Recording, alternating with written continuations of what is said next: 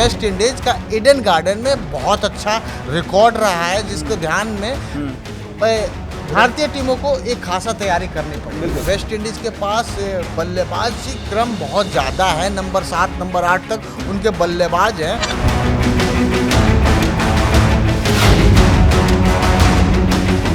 भारतीय गेंदबाजों को कुछ अलग तिगड़ी लगाना पड़ेगा और वेस्ट इंडीज के बल्लेबाजों को फंसाना पड़ेगा। असली परेशानी भारत की बल्लेबाजी नहीं है, भारत की गेंदबाजी है।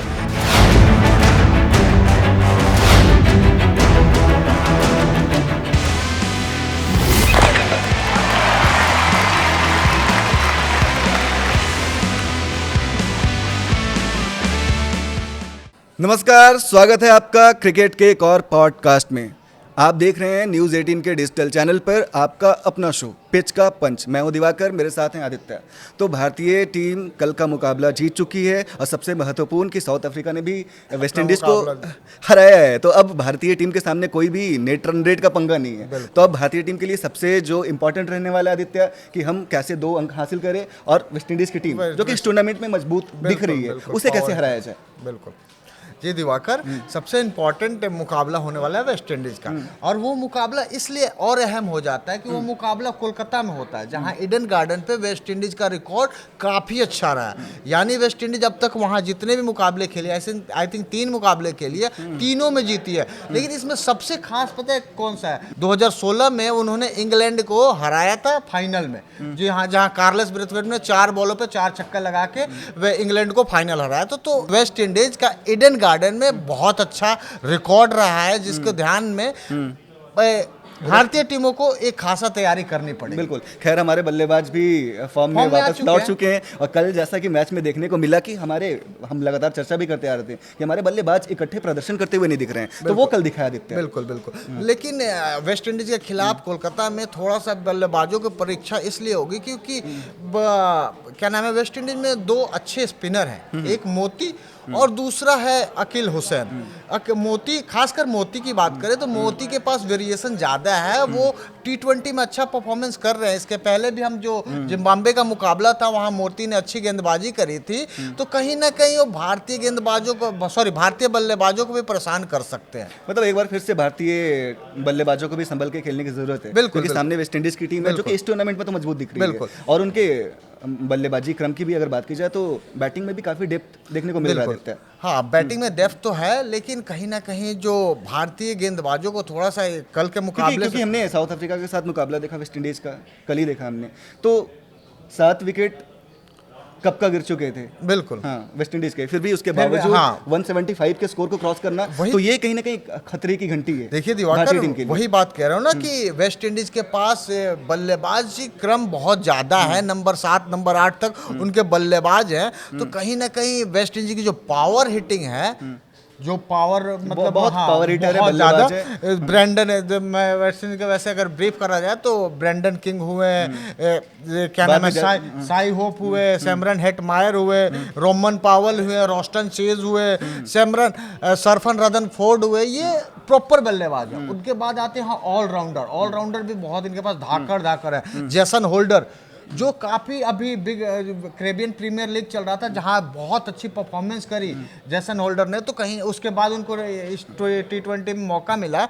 उसके अलावा रोमारियो सेफर्ड, तो वेस्ट इंडीज़ के पास पावर हिटिंग की कमी नहीं है। कहीं ना कहीं कल भारतीय गेंदबाजों को कुछ अलग तिगड़ी लगाना पड़ेगा और वेस्ट इंडीज़ के बल्लेबाजों को फंसाना पड़ेगा। क्योंकि कल के मैच पर भी अगर थोड़ा नजर डाले आदित्य, तो भारत का जो जिम्बाब्वे के साथ मुकाबला हुआ, हमने अच्छा खेला। बिल्कुल, भारतीय बल्लेबाजों ने मतलब कल पहली बार इस टूर्नामेंट में इकट्ठे प्रदर्शन किया है, और भारत का स्कोर जो कि सबसे बड़ा स्कोर होने वाला था वो टूटा रह गया।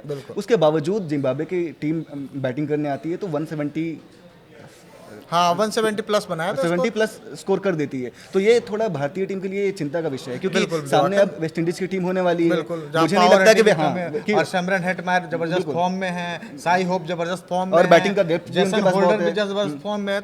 तो बिल्कुल भारतीय गेंदबाजों को थोड़ा सा वेरिएशन लाना पड़ेगा, स्लोअर रन पे और ज़्यादा और ध्यान मुझे ये भी नहीं लगता आदित्य कि वेस्ट इंडीज के सामने हम इतना बड़ा टोटल करने वाले हैं। बिल्कुल। क्योंकि वेस्ट इंडीज की टीम वैसी टीम है नहीं, और खास करके इस टूर्नामेंट की बात की जाए तो वेस्ट इंडीज की टीम अच्छी, मतलब अच्छा खेलती हुई दिख रही है। तो मुझे नहीं लगता कि वहाँ 250 के ऊपर स्कोर होने वाला है। और बल्लेबाजी क्रम की बात की जाए तो बल्लेबाजी में भी काफ़ी गहराई है वेस्ट इंडीज की टीम में। तो कैसे रोका जाएगा? देखिए दिवाकर, कल का जो कोलकाता में जो मुकाबला होने वाला है खासकर वेस्ट इंडीज के खिलाफ, वहाँ मेरे को लगता है कि वेस्ट इंडीज की जो मजबूती क्रम है वो उनके बल्लेबाज है।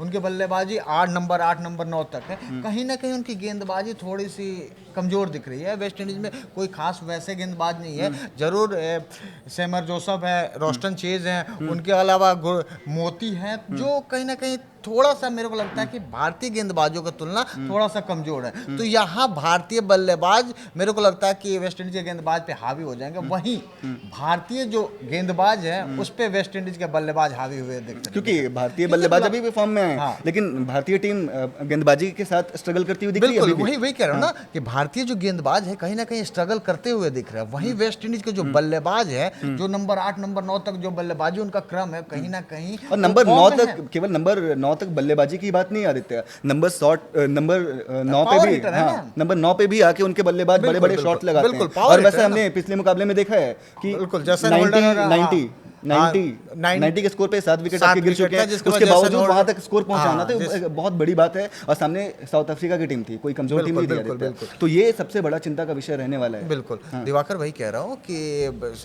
वेस्ट इंडीज के कमजोर पक्ष है उनकी गेंदबाजी, ना कि बल्लेबाजी। उनके बल्लेबाज बहुत अच्छे फॉर्म में हैं। खासकर वो जो 4-5 ऑलराउंडर हैं, Romario Shepherd, Jason Holder, Sherfane Rutherford, उसके अलावा मोती, ये सारे वैसे प्लेयर हैं ना कि जो गेंदबाजी के साथ साथ बैटिंग में भी रन बना सकते हैं, जो लगातार करते हैं। वो देख रहे हैं, हम साउथ अफ्रीका मुकाबले में देखा वेस्ट इंडीज का, जो वेस्ट इंडीज एक समय पर लड़खड़ा रही थी, आई थिंक 70 या 80 के आसपास उनके 7 विकेट गिर चुके थे।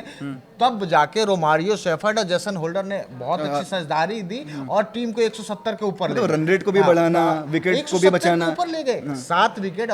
दक्षिण अफ्रीका कोई खराब टीम नहीं है, गेंदबाज लगातार अच्छे लय में सबसे हैं। मजबूत दावेदार है साउथ इस अफ्रीका। वर्ल्ड कप के सबसे मजबूत दावेदार हैं। तो कहीं ना कहीं वेस्ट इंडीज के बल्लेबाजों ने साफ कर दिया कि मेरी जो बल्लेबाजी क्रम है बहुत मजबूत। तो भले ही पावर हिटर भले ही बहुत वेस्ट इंडीज ज्यादा हार के आ रही है, लेकिन उसके बावजूद भारतीय टीम को संभल के परेशान, खेलने की बिल्कुल, जरूरत है। बिल्कुल, और परेशान। खैर पिछले मुकाबले में हमने देखा कि अभिषेक शर्मा भी अपने इंटेंट में बदलाव करते हुए दिखे और अच्छा पारी खेला उन्होंने। तो ये एक अच्छी खबर है भारतीय टीम के लिए। साथ ही जितने भी बल्लेबाज आए हैं सबने डबल डिजिट में स्कोर किया है आदित्य, और एक अच्छे स्ट्राइक रेट के साथ स्कोर किया है। लेकिन एक और जो सवाल खड़ा हुआ है, और मैं जो सवाल लेना चाहूंगा आपसे, वो है सूर्य कुमार यादव को लेकर। लगातार उनका जो स्ट्रॉन्ग जोन है वहाँ वो फंसते हुए दिख रहे हैं। कल भी उनका एक कैच छूटा। बिल्कुल बिल्कुल, हाँ, शुक्ला पे कल भी एक कैच छूटा उनका। हम बात कर रहे थे कल ही, आज आई थिंक बात कर रहे थे कि इसके पहले भी शुक्ला शॉट खेलते हुए फंसे थे, क्योंकि वो स्ट्रॉन्ग जोन है हाँ, उनका, लगातार शॉट लगाते हैं, लेकिन वहाँ लगातार फंसते हुए दिख रहे लेकिन हैं। कल कहीं ना कहीं अब मेरे को अगर 1-2 शॉट अगर सूर्य कुमार यादव को छोड़ दिया जाए तो कहीं ना कहीं सूर्य कुमार यादव कल लय में दिखे।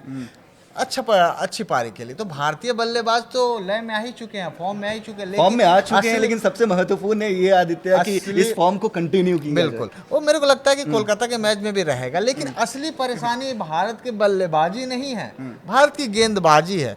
कहीं ना कहीं अब भी हमने लगातार मैच देखे, लीग के में 4 मैच, लीग में 4 मैच खेले, अभी हमने जिम्बाब्वे से खेल लिया, उसके पहले हमने साउथ अफ्रीका से खेला। कहीं ना कहीं हमारे जो भारतीय गेंदबाज हैं वो थोड़ा परेशानी का सबब आज भी बने हुए हैं। भारतीय गेंदबाजों को वेस्ट इंडीज का मुकाबले में पता है क्या करना होगा? सबसे अहम योगदान पता है कहाँ देना होगा?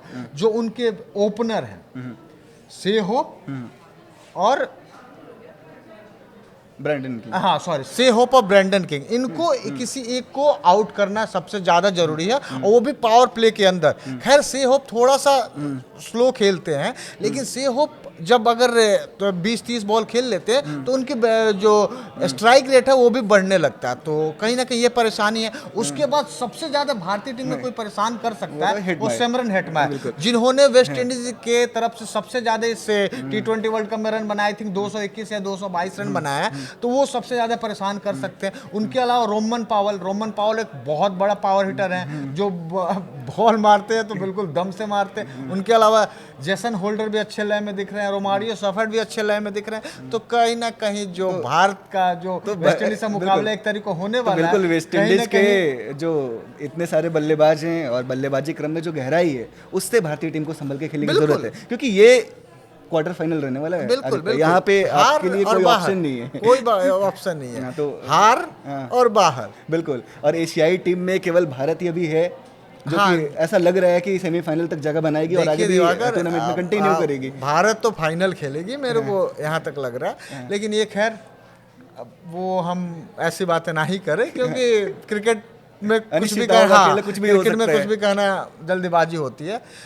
लेकिन मैच बहुत तगड़ा होने वाला, लेकिन मैच इसलिए तगड़ा होने वाला कि जो हम भारत का जो वेस्ट इंडीज के पावर हिटर के सामने जो भारतीय गेंदबाजी करेगी, ये देखने लायक। लेकिन भारतीय कंडीशन को वेस्ट इंडीज की टीम पसंद करती है आदित्य, बिल्कुल, क्योंकि वेस्ट इंडीज की टीम ने 2 बार वर्ल्ड कप जीता है। पहला वर्ल्ड कप 2012 में जीता था, जहाँ श्रीलंका मेजबानी करती हुई दिख रही थी। वहीं दूसरा जो वर्ल्ड कप है उन्होंने 2016 में जीता है, भारत मेजबानी। और फाइनल कहाँ हुआ था 2016 का? कोलकाता में, जहाँ भारत का मुकाबला खेलने वाला है, 1 तारीख को खेलने वाला है। बिल्कुल, भारत मेजबानी करती हुई दिख रही थी 2016 में, और दोनों वर्ल्ड कप वेस्ट इंडीज की टीम ने जीता है। तो इस बार भी हम श्रीलंका के साथ मेजबानी कर रहे हैं, तो कहीं ना कहीं ये लक फैक्टर भी साथ में रहने वाला है। और आपको कॉमन चीज बता रहा हूँ, इन दोनों फाइनल वाले मुकाबले में आपको याद होगा कि दोनों के कप्तान कौन थे? Darren Sammy. अब टीम कोच में, अब टीम के कोच कौन है? Darren Sammy. तो बिल्कुल डैरेन सैमी बिल्कुल कूल दिख रहे हैं आदित्य, काम एंड कूल रहते ही हैं वो। पहले भी वो काम एंड कूल रहते थे, लेकिन बल्लेबाजी और गेंदबाजी दोनों में वो तो बहुत सारी सिमिलैरिटीज देखने को मिल रही है कि भारतीय कंडीशन है, पहले भी वेस्ट इंडीज की टीम अच्छा परफॉर्म की है।